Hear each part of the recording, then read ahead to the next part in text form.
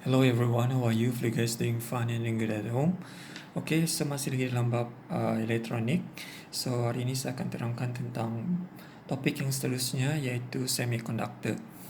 Okay, so semiconductor ni berasal daripada dua perkataan iaitu semi yang bermaksud separuh dan conductor. Okay, semiconductor bermaksud separuh conductor. Okay, sebagai introduction dia, okey, apakah itu bahan semiconductor? Kita rujuk kepada jadual berkala. Okey. So semiconductor ni terletak pada kumpulan 14 dalam jadual berkala. Okey. Dalam kumpulan 14 ni dia mempunyai berapa elektron valence? Ada 4. Ada 4 elektron valence atau elektron dalam petala luar. Ada 4. Okey, kamu belajar tu dalam kimia. Okay, so semiconductor ini biasanya dia adalah daripada bahan yang diperbuat daripada silikon dan germanium. Okay, silikon dan germanium. Okay, di mana silikon dan germanium ini mempunyai sifat-sifat semiconductor. Okay, so apakah itu semiconductor? Okay, so sebagai pelanjutan dia, okay, kita tengok dulu semiconductor tulin. Okay, semiconductor tulin ni dia punya sifat adalah kekondaksiannya di antara konduktor dengan penebat. Okay, so konduktor kamu sudah tahu dia punya sifat adalah dia boleh mengalirkan arus elektrik. Kebolehan untuk mengkondaksikan arus elektrik, boleh mengalirkan arus elektrik. Manakala penebat pula langsung tidak boleh mengkondaksikan arus elektrik. So semiconductor ni sifat dia adalah di antara konduktor dengan penebat, dia terletak di tengah-tengah. Okey.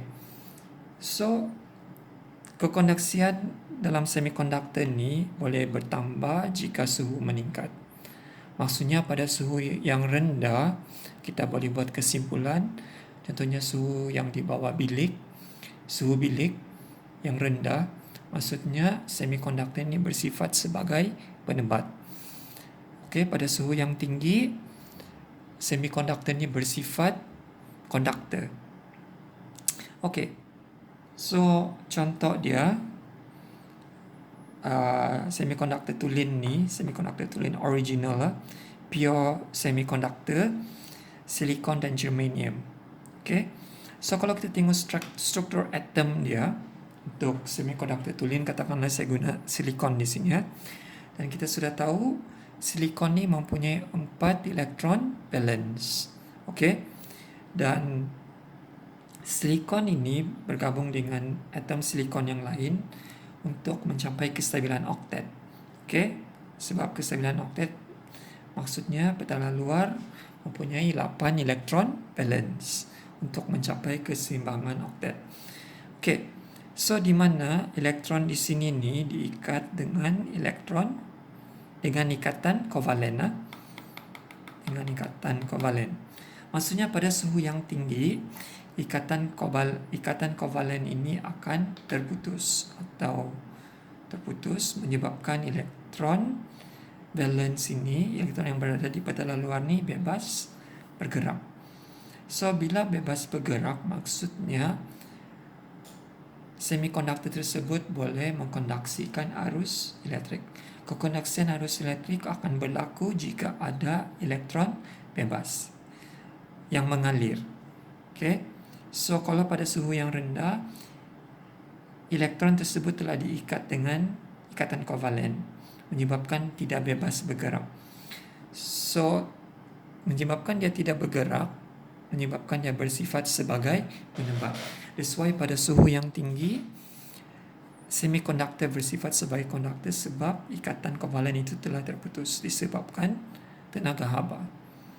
Okay, so sebagai rumusan dia tentang semiconductor tulin ni mempunyai 4 elektron valence dan dia punya sifat kekondaksiannya adalah di antara konduktor dengan penebat. Kekondaksiannya bertambah pada suhu yang tinggi. Okey, semakin tinggi suhu, semakin tinggi kondaksian semikonduktor tulen. Okey. So sekarang ini bagaimana kita mau tambah kekondaksian semikonduktor tulen ni? Okey, supaya dia bersifat lebih kepada konduktor.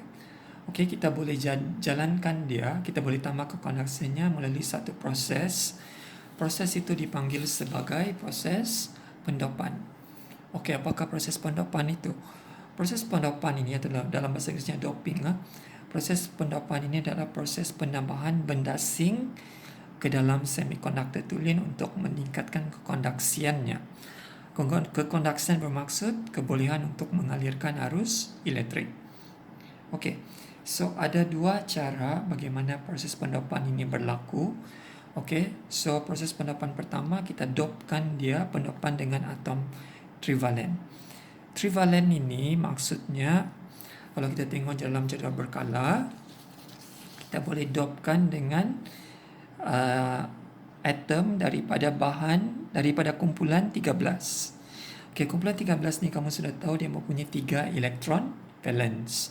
Maksudnya atom trivalen ini adalah mempunyai elektron valence sebanyak 3.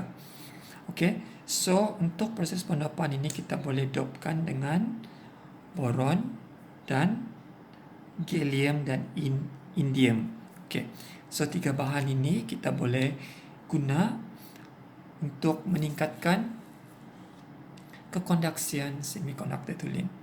Okey, so apa yang berlaku jika kita dopkan dengan atom trivalen ini? Kita sudah tahu atom trivalen ini mempunyai 3 elektron valence, manakala semikonduktor tulen mempunyai 4 elektron valence. So petala luar, kalau dua atom ini bergabung, dia menghasilkan berapa elektron valence? 7. Tapi kalau untuk susunan oktet berapa? Perlu 8 kan? So 7. Tapi kita tengok dulu struktur atom dia, susunan atom untuk pendopan di antara silikon dengan boron. Katakanlah sekarang saya guna boron. Okey, tapi untuk trivalen ini kita boleh guna 3 bahan, boron, gallium atau indium. Tapi untuk sebagai contoh saya guna boron. Kamu sudah tahu boron dia mempunyai 3 elektron valence yang berwarna hitam tu. Okey, so sekarang ini kita tengok di sini, kalau kita dopkan silikon dengan boron ini, okey, sini ada ikatan kovalen, sini ada ikatan kovalen, sini ada ikatan kovalen. Sedangkan elektron valence untuk pendopan atom trivalen ini ada 7.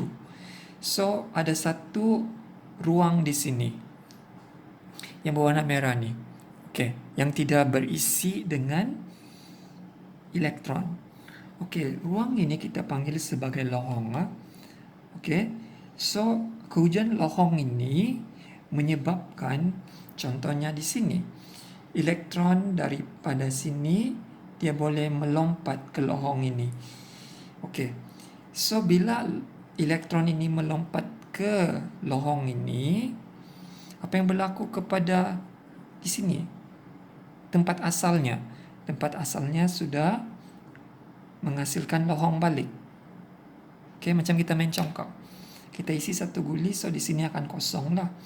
So bila di sini kosong, elektron di sini pun akan boleh melompat keluar dan masuk ke lohong sini dan meninggalkan lohong di sini. So pelompatan elektron ini menyebabkan secara tidak langsung elektron bergerak. So bila ada elektron bergerak, maksudnya ada pengaliran elektron. Bila ada pengaliran elektron, sifatnya boleh mengkondaksikan arus elektrik. So itu sebabnya bila kita dopkan atom trivalen, semikonduktor itu meningkat kekondaksiannya sebab berlaku pergerakan elektron. So bila berlaku pergerakan elektron, berlakunya pengaliran elektron. Bila ada berlaku pengaliran elektron, kekondaksian semikonduktor akan meningkat. Okey, so lohong ini sebab pada 7 sahaja, So satu ruang ini tidak berisi elektron. So ruang ini kita panggil sebagai lohong. So lohong ini elektron daripada sebelah dia boleh melompat masuk. So bila lohong ini diisi dengan elektron, contohnya di sini, so di sini pula akan meninggalkan lohong. So lohong ini mungkin boleh diisi dengan elektron yang lain di sini. So sini pula lohong dan seterusnya. So kalau kita tengok di sini ada 2 boron saja, tapi sebenarnya untuk satu sistem semikonduktor itu banyak boron. Mungkin sini boron secara berselang-seli. Okay. So jika banyak lohong, banyak pelompatan elektron boleh berlaku, the electron will jump. Okay. So pelompatan elektron ini menyebabkan pergerakan elektron. So pergerakan elektron ini menyebabkan secara tidak langsung pengaliran elektron akan berlaku dan meningkatkan kekonduksian semikonduktor. Maksudnya dia boleh mengalirkan arus elektrik jika ada berlaku pengaliran elektron. Okey. So bila kita dopkan dengan atom trivalen ini, dia menghasilkan lohong. So lohong ini boleh dikaitkan dengan cas positif. Sebab kenapa cas positif? Sebab untuk atom trivalen ini dia kekurangan elektron. So pembawa cas majoriti untuk pendopan dengan atom trivalen ini adalah bercas, pembawa cas majoritinya adalah positif. Dan pendopan dengan atom trivalen ini dia menghasilkan semikonduktor, jenis semikonduktor yang baru, semikonduktor jenis P. Dia bukan lagi original pure semiconductor, bukan lagi semiconductor tulen, tapi dia sudah dipanggil sebagai semiconductor jenis P selepas didopkan dengan atom trivalen. Okey. So atom trivalen ni ingat. Okey, atom trivalen boleh berlaku, pendopan dengan atom trivalen boleh berlaku dengan kita tambah dengan boron, gallium atau indium. So menyebabkan susunan struktur atom dia sudah berubah dan dia menghasilkan lohong.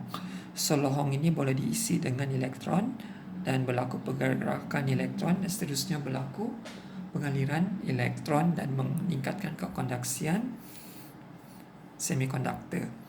Dan ingat, untuk ini pembawa cas majoritinya adalah positif jika didopkan dengan atom trivalen dan menghasilkan semikonduktor jenis P. Okey, ingat itu, semikonduktor jenis P. Okey, so sekarang ini yang kedua. Kalau kita dopkan dengan atom yang seterusnya, atom trivalen, atom pentavalen, sorry. So atom pentavalen ini dia terletak di kumpulan 15. Okey, contohnya di sini dia adalah phosphorus dan arsenic. So dua ni kita boleh guna sebagai benda asing untuk kita tambah ke dalam semikonduktor tulen, contohnya seperti silikon dan germanium. Alright, okay. So sekarang ini kalau kita tengok pentavalen ini ada berapa? Ada 5 electron valence.